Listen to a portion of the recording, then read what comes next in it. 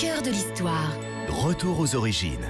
Et on continue de réviser le bac avec vous, Franck Ferrand, et avec cette notion qu'on va peut-être retrouver pendant l'examen, celle de tiers-monde. Et oui, alors si on vous parle de tiers-monde, le nom qu'il faut avoir à l'esprit, l'inventeur de la notion, c'est Alfred Sauvy, qui en 1952, Alfred Sauvy, grand démographe, économiste aussi, historien, qui en 1952 nomme ainsi tous les pays défavorisés, généralement issus de la décolonisation d'ailleurs.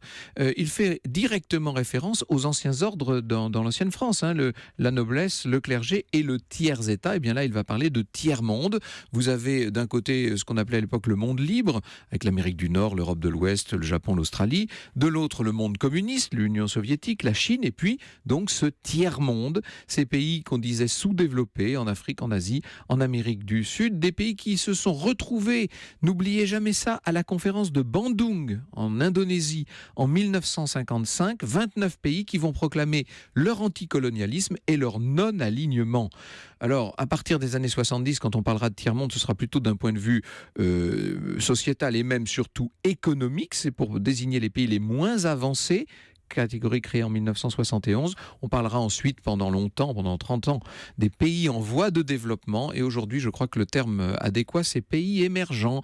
Mais tout ça, ce sont divers vocables pour désigner une même réalité.